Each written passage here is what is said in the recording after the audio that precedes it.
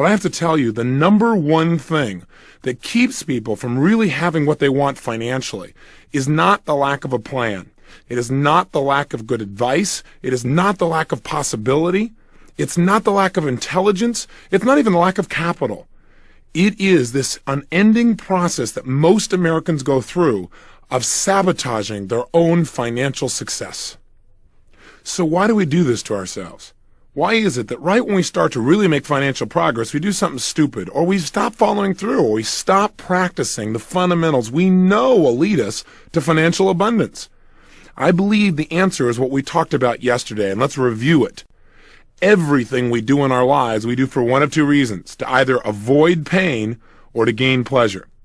If you are sabotaging yourself in any area, and we're going to talk about this again and again, it is simply because you believe at some level of your thinking, subconscious thinking, if not conscious thinking, that this situation that you're getting involved in, the accumulation of additional capital, is going to lead to more pain than pleasure. And again, I know that sounds insane and crazy, but I have to tell you, it's absolutely accurate in any person that I've studied who's been living in financial lack. In addition, many people associate pleasure to having a lack of financial abundance. Because, see, think about it. When people really do well financially and they're around their friends, what happens? Well, I can tell you from experience. When I was really young, I really went for it. 19 years old, had my own company, written up in newspapers and magazines. Wonder Boy, you remember me, right? Ego exploding. Well, sure enough, I was making all this money, about $10,000 a month. I was jazzed. Except, I thought money was going to lead to pleasure. I looked around and saw all the problems in my family, said, hey, if I got money, I can eliminate those, and I got a lot more fun. I can give to my friends, and I'd go back to my friends and want to take them with me on a trip or want to go someplace. And they were uncomfortable. In fact, a lot of them started to judge me. And all of a sudden, some of them treated me harshly, and some of them made excuses. Some of them stopped going out to dinner with me. Some would say, well, I don't have a home like yours. And I said, I don't care. But what began to happen is, I began to link that having money didn't mean the pleasure I thought it was going to mean. My brain started linking up having a lot of money means that people reject you. People you care about aren't comfortable with you. All of a sudden, I started feeling like an outcast. All of a sudden, I started feeling all this pain. And sure enough, within a short period of time, my brain, on some level, not consciously, but subconsciously, began to just destroy everything economically. And I already told you how I did it. Not showing up for key meetings, right? Treating people harshly, distracting myself through eating food continuously, watching television. All those elements came up to destroy my finances. And so we must remember how our brains work. They don't work logically. They work on what we associate to things. So if we're going to eliminate financial self-sabotage, the answer is very simple. You've heard it over and over again, and again you'll hear it from me. And that is, we must change our neuroassociations about money. That is, we've got to change some of our core beliefs. We've got to make sure that earning money is purely a positive and pleasurable experience for us, and not one in our mind that's going to lead to pain. Again, some people think, God, I'll have to pay all these taxes. And they don't have the money and they're worrying about the problem. No wonder they'll never have any. Why are they already considering the negative aspects of having money? The answer, I believe, is that for most people, having an abundance of money is the unknown. In its experience they've never had before. And people are basically afraid of the unknown. See, they know how it is right now. They understand it. They understand the status quo. And that's fairly comfortable. I mean, you might have a little bit of pain, but the unknown, now that's really scary. So I've found that most people fail to achieve what they want financially or sabotage themselves financially simply because they haven't gotten themselves ready for wealth, financial wealth. They've not conditioned themselves emotionally to have money. They have not developed the kinds of beliefs that would allow them to create an abundance of money and then continually expand that money as well. You remember the metaphor we talked about when we started this program? That what we have to do to really succeed, we have to build up our ability. We have to condition ourselves just as we would physically. And you start with a little bit and you begin to work with it each day, increasing the amounts until pretty soon what happens is you really develop the muscle. But you've got to be able to use it. You've got to condition your arms, for example, to be able to do curls. Well, you're going to have to condition your mind and your emotions in order to be able to have an abundance of money and feel comfortable with it. Otherwise, even though it's something that's very positive, it may feel like a weight to you because you just don't know how to deal with it. So how do we first get beyond this sense of lack? how do we first begin to create that wealth, and then how do we keep ourselves from destroying it once the abundance starts to flow? The way to really create the wealth that you want in your life starts with step number one. The way to get wealthy right now today is to free yourself from the illusion that you're not already wealthy. You say, what are you talking about, Tony? I don't have any money. Listen, wealth is not just money. Wealth is an abundance of the things that you really desire in your life. Wealth is leverage. That is the ability to have experiences that you have not personally controlled or generated. What do I mean? Well, you are wealthy. You live in a country where there is abundance around you all the time, and you own it just for living here. I mean, you own the public highways. You don't have to pay anything for most of them across the country. You own many of these government buildings. You can go in. They're yours. You can use them anytime you want. You can go into a public library and get access to any book that's ever been written virtually, and it costs you nothing. Think about it. Leverage in your life is everywhere. You didn't have to go out and actually create your breakfast, nor did you have to hunt down your dinner. These things have been done for you. You say, well, yes, I paid for them. Yeah, that's true. And it wasn't on your back that the salt came out of mines so that you could put it on your food. You are truly wealthy. The level of abundance that you and I experience every single day, no matter how much money we earn, compared to the rest of the world, is absolutely absurd. And yet we walk around feeling like we have lack. And see, like attracts like. Whatever you hold on a consistent basis in your mind is exactly what you will experience in your life. So the first key to becoming wealthy is to understand that you already are. Now, wanting to expand that, I believe that's healthy. You know, some people say, well, is it really right to make more money? I mean, if you've got a lot, is it right? Well, let me ask you a question. If you're intelligent, is it right for you to continue to want to expand and become smarter? Is it right, if you're already close to your husband or wife, to want to deepen that relationship even more? Is it right for you to want your children to have even more, to be happier, to be stronger, to have better relationships? Is that right? Is it right, no matter how close you feel to your Creator, to want that bond to be even stronger and to strive for it? Is that right? I've got a question for you. If you could have more in your life, if you could have more, then should you? If there are things you could do that would create greater abundance in any area of your life, then should you? And my answer to you is absolutely. I think I shared with you earlier in this program that there was a point in my life where I thought, gosh, if I have so much abundance and other people don't, there's something wrong there. That's unfair. Hey, listen, every single one of us was born with opportunities. We're equal in our opportunities. We're not equal in our decisions. We're not equal in our education. We're not equal in how much we demand from each other or from ourselves. We're not equal in our motivation. We could choose to be, but most of us are not. Now, I know there's the argument that, hey, I grew up in the South Bronx, or I grew up in a difficult part of town, or I didn't have the role models. I can certainly appreciate that 100%. I really do believe that there are many people in our society that don't seem to start out with the same level of resources. No doubt about it. So my approach to that used to be, well, I really care about people that have less than I do. I care about people that are poor financially. In fact, my strategy was the best way to help poor people is I'll be one of them. Well, that's not exactly the most intelligent approach. Instead, what I decided to do was realize that no matter what someone's resources were, I didn't have any either. I didn't have any great role models. I didn't grow up wealthy, not even middle class. And yet I was able to make the things work because I pursued them. And no matter where I've looked in the country, no matter how horrible the environment, there are a few people from that environment that somehow have made it work for themselves, mentally, emotionally, socially, spiritually, physically, and financially. So why did these people make it in spite of all the odds? The answer was not necessarily more talent or more ability, but that they were able to get access to their talent and ability because they had beliefs that empowered them in each of these areas, including financial. I mean, that's really what it comes down to. Your finances will not change until your core beliefs change.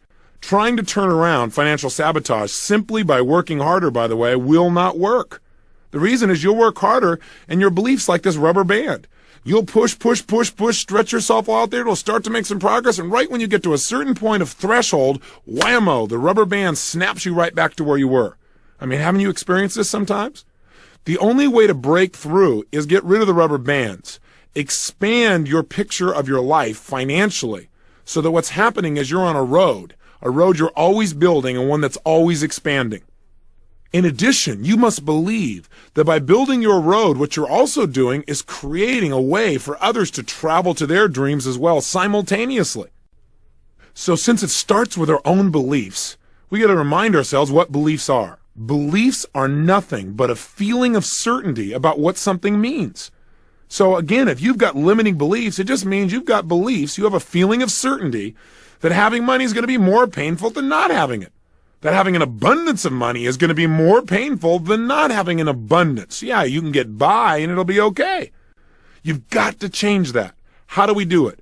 Well, one, the easiest way to change anything is to link pain to the thing we want to change. In other words, link in our own minds that if I don't change this belief system, it's going to cost me so much, it's going to hurt so bad, that your brain says, I'll do anything to get rid of that belief, and then show your brain an alternative, one that by applying it, you'll have pleasure. Now, what most people do in life is sit around and hope that someday something magical will turn it around. Or again, they go out and just work harder and harder and harder, and they wonder why they still can't make it financially. No matter how much money they make, they always end up with more month at the end of the money. Maybe I was one of the lucky ones.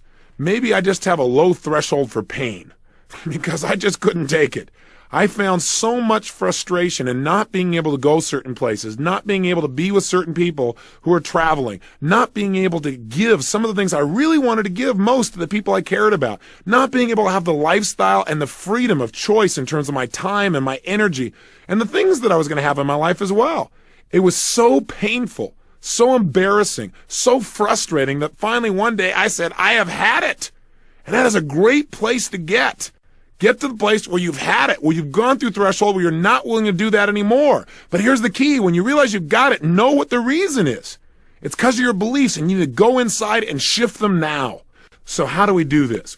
I'm going to guide you through a 3 or 4 step process right now to eliminate self-sabotage in the area of finances forever. So let's go for it. Get your success journal or pull over the car now. This is the time.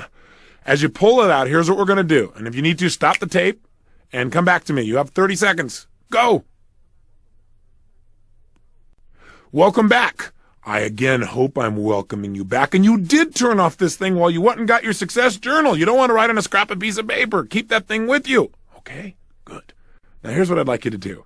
I'd like, if you would, to write down all of the pain that you presently experience in your life because you don't have the level of financial abundance that you truly deserve. In other words, what are you losing right now? What are you missing out on? What's it costing in your life not to have financial abundance? In other words, our goal here is to not just be intellectual, but to really get ourselves to experience once and for all a tremendous amount of pain from not having finances. So really go into your gut, go into your core and say, okay, what are the things I really want to do or be or share or create or give or make that I cannot do right now because I don't have financial abundance. I've got enough finances to get by, or I've got maybe even worse, you're comfortable. That's really a death rattle in terms of finances. But what are some of the things beyond that you're missing out on? Maybe just the self-esteem of knowing that you can create as much as you want in an instant. What is it that you're missing out on? I'm going to give you about 2.5 minutes to do this. So please begin now.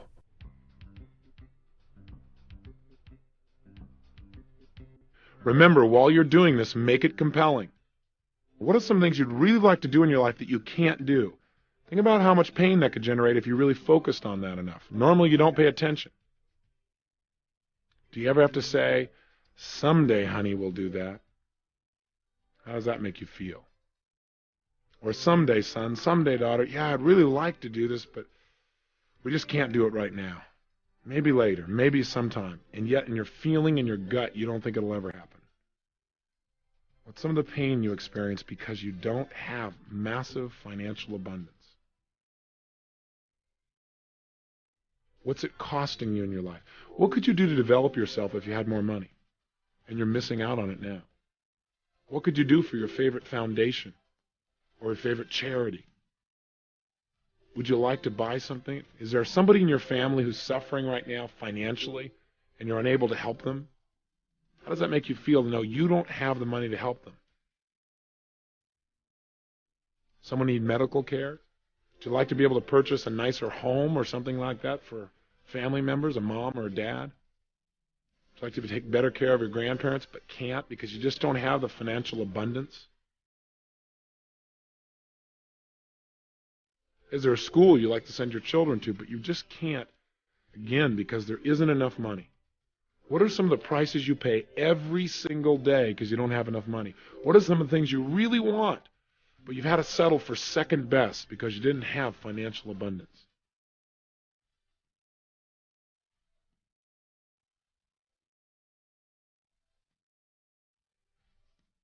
Is there a studio you'd like to build and you can't do that, so you got to go somewhere else?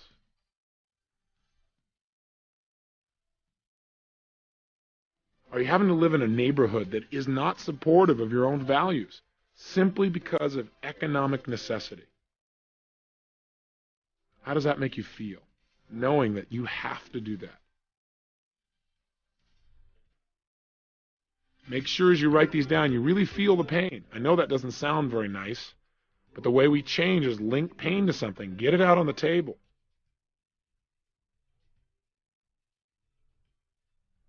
Okay, so what we've done here, if we've done it effectively, is gotten your brain to begin to associate major pain to not having money. Now you might say, well, Tony, I already had that. Well, maybe. But maybe it was like you had one thought at a time. What we want to do is intensify the feeling of pain so your brain will finally say, I've had it. No more. I've got to have money. So what's on your list? Is it compelling enough? When I have people do this many times, they'll tell me things like, well, gosh, not having money means I don't have time with my kids. Or not having money means I can't live with my son or daughter. Or not having money means I can't get them the kind of child care they really deserve, and I'm busy working too, and I don't know what to do. That's pretty strong pain. That'll get somebody motivated real quick. Remember, we'll do more to avoid pain than we will to gain pleasure, so put it on yourself. Some people say just the pressure of the bills themselves. That is so painful. Having people calling you up again and again saying, hey, you got to handle this thing. That does it for some people by itself. Or maybe in this society where 1 out of 2 people end up in divorce, some people are having to support 2 households. And they think about the pain they have in that they can't have the lifestyle they want because they can barely take care of themselves after taking care of somebody else. For other people, it's saying, I can't do it, or I'll do it later, but knowing in their heart that later may never come. That's pain. Or maybe for you, it's just the pain of knowing somebody who really deserves help, and you just can't do it because you don't have the money. Or maybe it's the inability to travel or visit the places you'd really like to, or maybe visit some people. I know some people have made on their list things like, I just don't have the money to even go visit the grandparents who are about to pass away. I know I need to be there, but I just can't because I'm busy and I have to keep working, or because I don't have the money to even get there. Again, this is not negative. This is the most positive thing you can do to yourself. Creating pressure on yourself, massive pressure, where not having money hurts, will make your brain want to change. That's the only way you'll get rid of the sabotage. Does that make sense?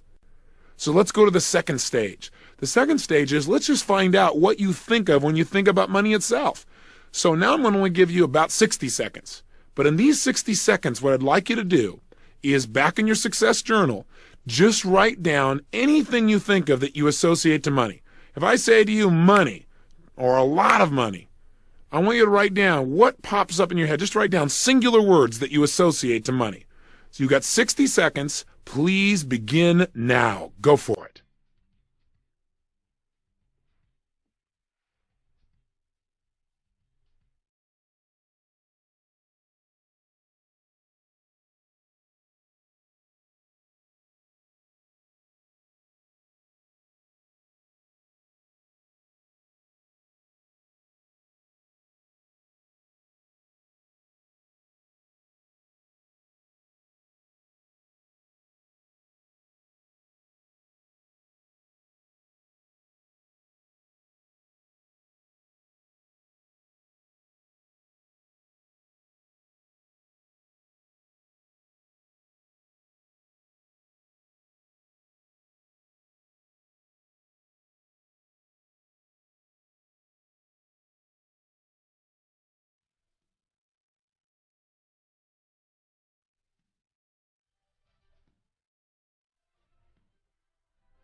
Okay, time.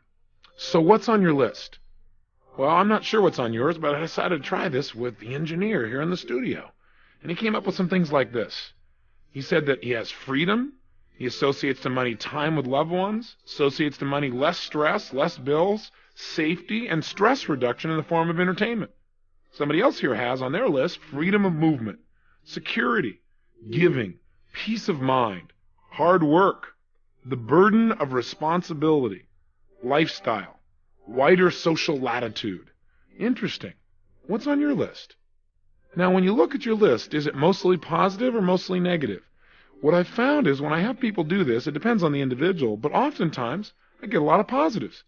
On most of these lists, both these lists seem to be primarily positive. They think about money and there's these positive things. They associate pleasure. And you say, Tony, then why would somebody sabotage if they only associate pleasure? Well, let's try another approach and dig a little deeper into your brain. Let's see if all your associations really are positive. Here's what I'd like you to try. For the next 2 minutes, I want you to write down the things you remember hearing growing up about money. In other words, what were you taught about money, both explicitly and implicitly, by what people told you, like, for example, in your family, your mom, your dad, etc. What are some of the phrases you remember hearing? Jot them down now. You have 2 minutes beginning now.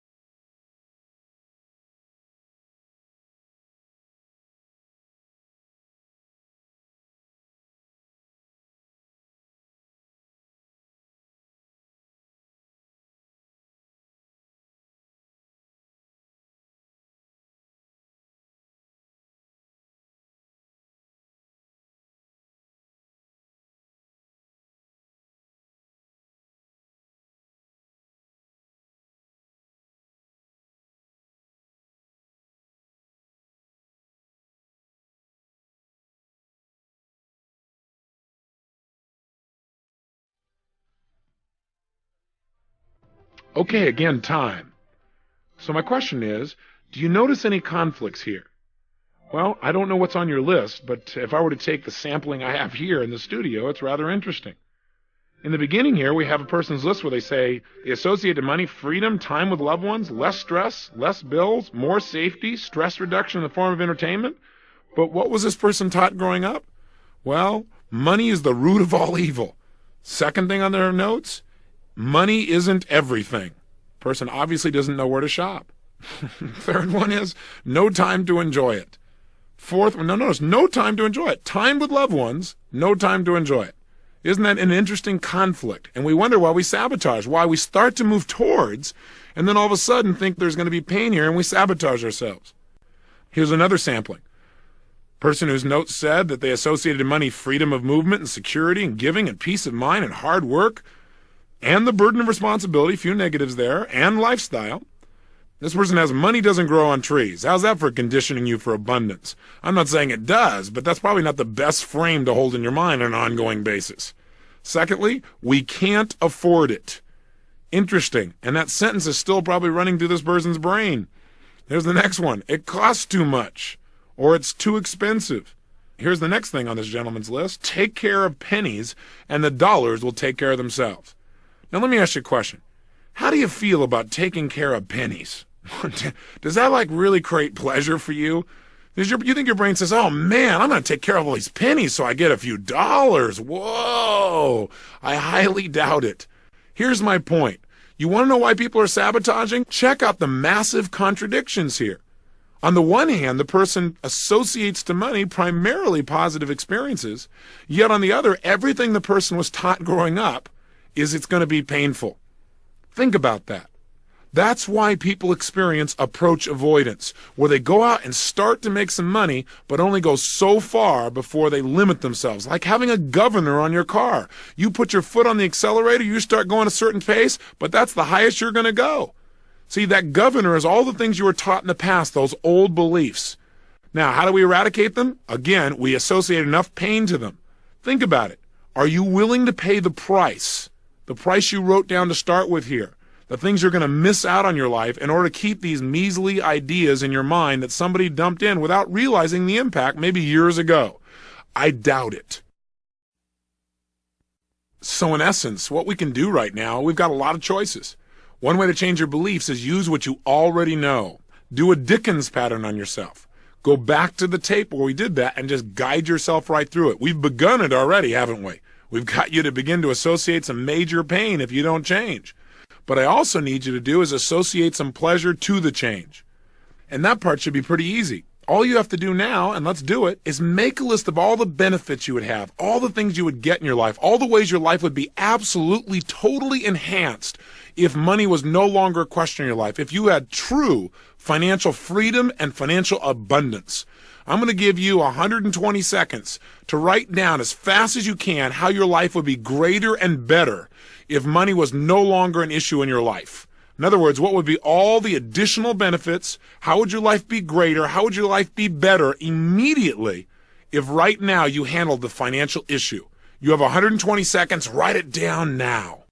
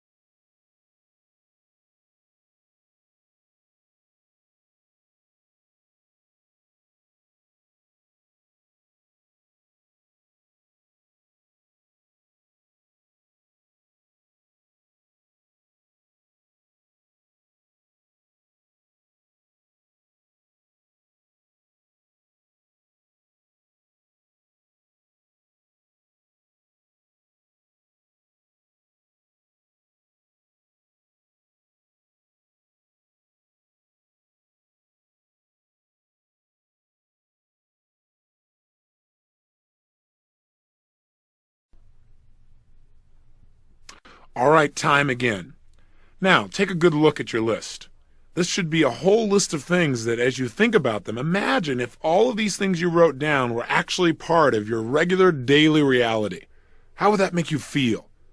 See, our whole goal is to get ourselves now to link major pleasure to financial abundance. Not financial sufficiency, but financial abundance. We want to link major pleasure to that and pain to not having it. So how did you do? Did your list really produce the result?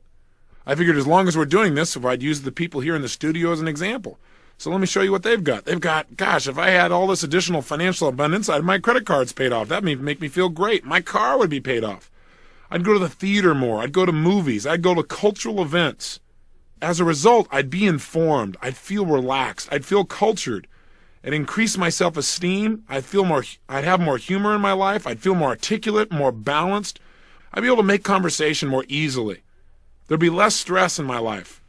I'd be able to have more time with my son. Another person's list says, gosh, if I had financial abundance, not just financial sufficiency, I could finish my studio. I'd buy a new home. I'd have more travel time. I'd be able to get in the music business full time and just enjoy what I love most. Or I could be more generous. I could give without any concern for the future. I'd have no daily pressures from financial obligations. Think about how you'd feel if these things are really true. So what is the main strategy for turning ourselves around financially? Simple answer. You've heard it many times. Again, repetition being the mother of skill. And you've heard that one a few times too, haven't you? But I want to remind you that our brain moves away from pain and towards pleasure. Right now, if you don't have enough money, it's because your brain links pain to having it in a major abundance at least, not sufficiency, but in a major abundance, and a certain amount of pleasure in staying where you are. We want to reverse it. How are we reversing it? 1, create massive pain and associate that pain to not having it. 2, create tremendous pleasure to having it. Get it clear in your mind that there's a carrot and a stick and they're going to drive you forward financially, and you'll see the financial self-sabotage disappear from your life. Now we need to go a step beyond. We've now got the beliefs that work, but that's not enough by itself. Got to go beyond just eliminating the negative beliefs. And by the way, one way to get rid of some of these old beliefs that used to stop you as well is to ridicule them. See, if you take anything you've heard or said to yourself, and all you do is say it over and over again in a unique new way, you create a new anchor. In other words, that's what advertisers did, right? Winston tastes good like A, Winston tastes good like A, Winston tastes good like A. How do you spell relief? As R-O-L-A-I-D-S, R-O-L-A-I-D-S, R-O-L-A-I-D-S, and you heard it over and over again until that's what you linked. Simple anchoring. So what you could do is attach to those old phrases new beliefs. So that when your mind says money doesn't grow on trees, you say, that's absolutely right. It grows out of the positive ideas that I follow through on every single day of my life. If you do that over and over again, pretty soon, money doesn't grow on trees won't have the negative impact. Does that make sense? I know that sounds so simple. I'm sorry to help you to be free in an easy way. I guess we could make it tougher, but that's all it really takes. All you got to do is identify what used to stop you, destroy it, eliminate it, or get it to trigger something more positive. If you got one here that says something like, money isn't everything, say, for people who don't know where to shop. Have some fun. Get yourself to giggle or laugh. All you have to do is get these beliefs to have less heaviness to them, less control over you. Ridicule them, play with them, and that's going to be one of your exercises. In fact, it may be useful for you to do that now, to go through right now and do things to these beliefs to either make them trigger a new empowering belief or to ridicule them to the point where they no longer affect you, to where you would think of them every time you thought of money isn't everything, you begin to smile thinking of that funny phrase, well, you don't know where to shop. In other words, it's not true. What I'm saying is not true. All it is taking away a limitation. Does that make sense? Let's try it. Let's stop. One last thing. You're giving me a lot of exercises today. That's true. But this is an issue. It's time to just get over it and move on so you can have the kind of abundance here that you also have and are continually developing in your relationships and in your business and your spirituality and in your emotion and your energy and your life. Go for it. What I want you to do specifically is the following. Take out your success journal. Go through each of those limiting beliefs. Any limiting beliefs. In other words, remember we said write down anything you used to hear growing up about money, any of them that would be a limitation, and change the belief. In other words, attach a new belief to it. Just the way we did here. Money doesn't grow on trees. That's right, because it grows out of the ideas that I generate every day and follow through on that create good for myself and other people. And just say it over and over again. So pretty soon you begin to link it, or maybe something simpler than that complicated phrase I came up with. Let's take another one as an example. Let's say growing up you continually heard, it's too expensive, it's too expensive. Now that's part of you. And you say, you're absolutely right. It used to be too expensive, but now it's an investment in my joy. You get the idea. Now you may say, well, gosh, this is really hard. So is not having any money. You deserve financial abundance. Right now, get creative and go through each of the negative phrases or beliefs and find a way to either counteract them or attach something to them that will empower you. Please take the time to do this one right now. Let's just eradicate these beliefs. Do it now.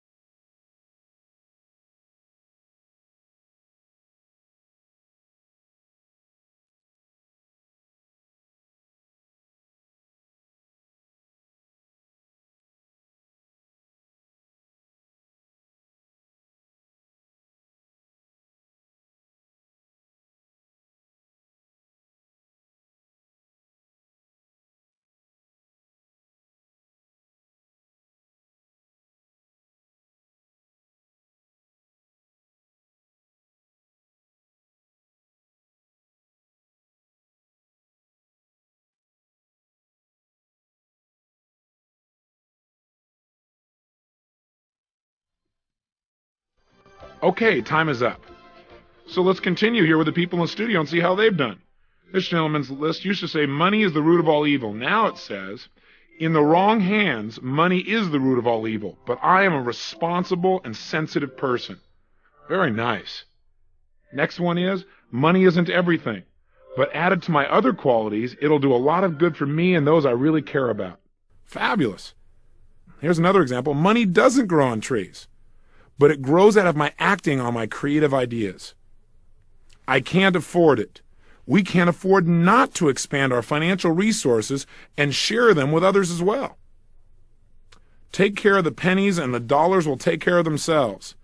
If I take care of the pennies, my focus is way too narrow. If I take care of the opportunities that exist around me right now and give great service, the dollars will multiply massively. I have no time to enjoy money. I have had no time to enjoy money in the past, but I'm now learning to delegate and I'm working smarter every day. These are fabulous examples. That's what you need to do for yourself as well. Free yourself from your old beliefs. Finally, on today's lesson, let's take a look at what are some of the specific empowering beliefs that you might want to add to your repertoire, now not just to get beyond financial self-sabotage, but to really ensure financial freedom.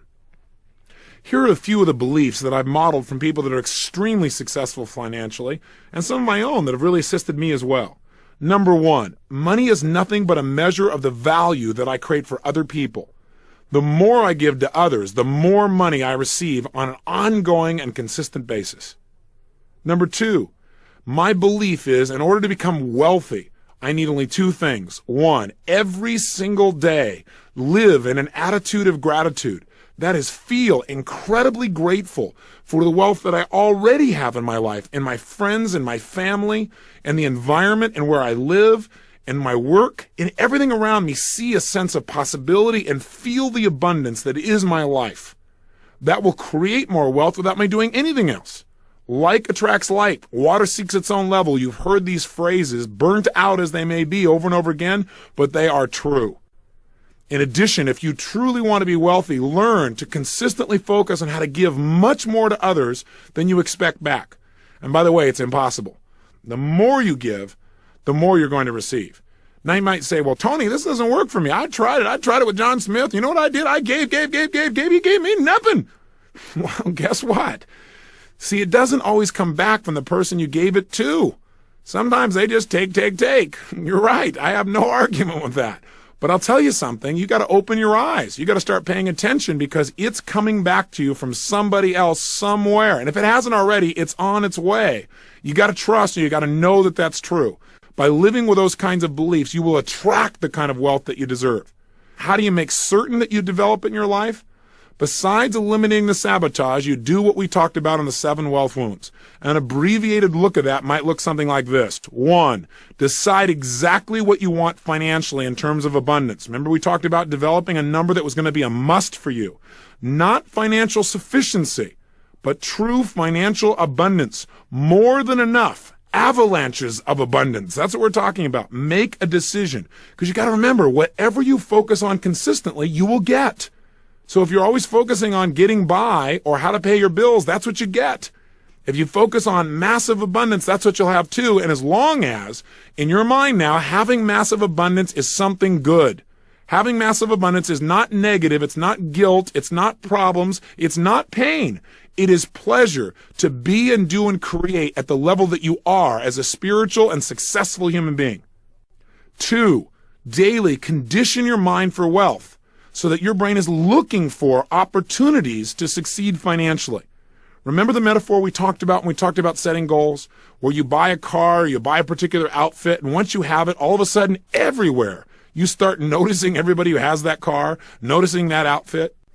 Well, there's a part of your brain called the reticular activating system. It's the part of your brain that determines what you pay attention to. You recall earlier we said that human beings are deletion creatures, that we don't pay attention to most of what's going on around us. We only pay attention to a small band of our experience.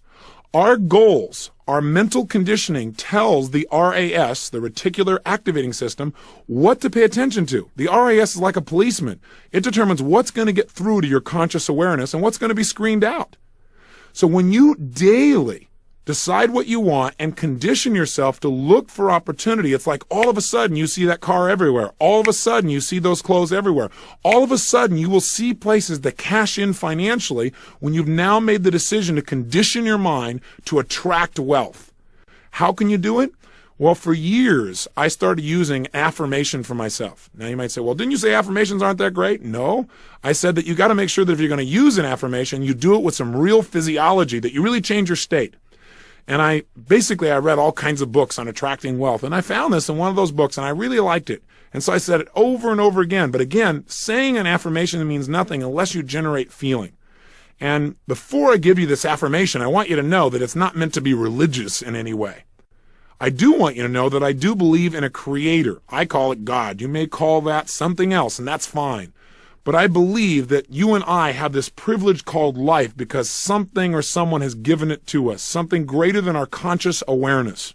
And when people tell me, well, I don't believe in a God, I'm an atheist, my view to them is I like to ask them a question. I said, so you're trying to say to me that everything we see, the earth, the plants, our environment, this solar system, this universe that all works with absolute precision is all the result of things just falling together? That's like saying Webster's dictionary is the result of an explosion in a print factory. I mean, come on. There's got to be something more. But let me just tell you how I condition my mind for wealth. I believe that we can tap in. We can attract more in our lives when we connect ourselves mentally and condition ourselves for that abundance. So what I say to myself is this: God's wealth is circulating in my life. His wealth flows to me in avalanches of abundance. All my needs, desires, and goals are met instantaneously, for I am one with God, and God is everything. And I would say this to myself over and over and over and over again. I would go run down the beach for a couple of miles, saying this to myself with all the intensity of feeling I could generate. That's one of the major reasons I believe that in 12 months I went from totally broke to $1 million net worth, because I didn't just hope. I created a level of certainty in my body that total financial abundance was a part of every cell, every thought, every feeling, and things began to jump out at me, and I began to attract them. Now, that may sound real metaphysical, it may sound weird to you, but anyone that I've met who has created great financial abundance has not only decided what they want, but they've begun to condition themselves daily to have that level of abundance where it felt right for them. And that's what I did with myself. I offer you the opportunity if it's worthwhile for you. Or you can correct it, change the language so it works for you. But please condition yourself for the abundance you deserve. Step 3, get some role models. Find out what to do and get yourself a great vehicle. One way to get a vehicle is sit down and write down what is it you love to do most in the world. Because see, I think financial abundance comes from doing what you love most, doing it massively, and making sure that in your doing it, it creates tremendous value for other people. If you do those things effectively, you're going to have financial abundance. So if you're looking for a vehicle, what do you love to do most, number one? Number two, how could you do it in a way where other people would benefit and be willing to make an investment to take part in something that you love? I mean, that's what I've had the good fortune of doing by asking that question. Question 3 is, how could you do it massively so you could reach tons of people and make a major difference and hopefully get paid well in the process? And then fourthly, how could you do it intelligently so that once you've done all this stuff and you've worked so hard and you've helped all these people, there's something called profit when you're done? There are lots of possibilities for vehicles, and there are lots of models if you already want to stay right where you are and do very well financially. Again, call or write us. We'll teach you some models. Come to our seminars, or find somebody who you respect locally and model them, or go to somebody else's program. Whatever it takes, please get yourself a model. That's how you'll know what to do. 4, make sure that on an ongoing basis, you experience yourself as a giver. And I save this for last because I want you to remember this. I believe that the bottom line of financial success comes from your believing in your gut that you deserve everything that you've got in your life. Now, that may sound egotistical, but the reality is you got to feel like you deserve it or it won't stay. You won't attract it. My way of generating that I deserved it came in many ways. Number one, I deserve it because I'm alive. Just as much as I deserve to grow mentally, emotionally, in my relationships, in my intellect, all those things I think I deserve to grow. So why would finances be any different?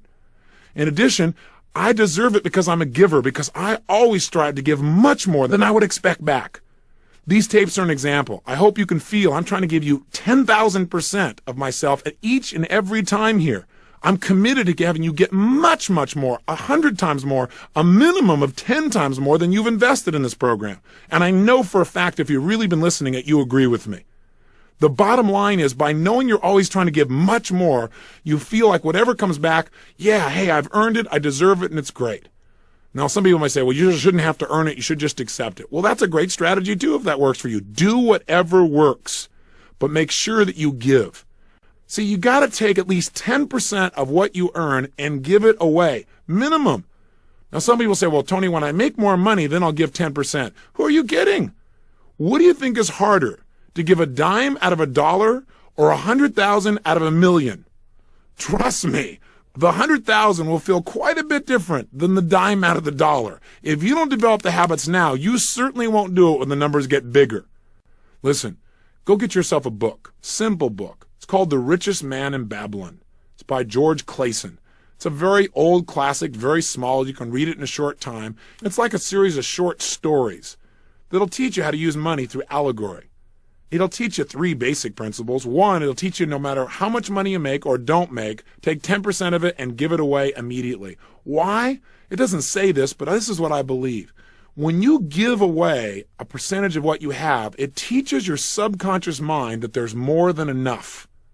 Boy, that's a great belief to install, because once it believes that, your subconscious mind will create that reality in your life. It makes you feel like a giver, and we all deserve to have that feeling of pleasure of being a giver and not a taker. 2, it'll tell you to take 10% of what you earn and use it to reduce your debts. Pay off MasterCharge, Visa, Arnold's Linoleum, whatever it takes. And 3, take 10% and save it up to invest. No matter how small it is, you can't believe what some of the investments are that are available out there. There are things that take almost no money you could get started with and begin to build your wealth. But make sure you give. And here's the 5th step that I want you to take to really condition yourself for wealth and move to the next level. And that is, create experiences with money that create tremendous pleasure and joy for yourself and the people around you. Give to yourself.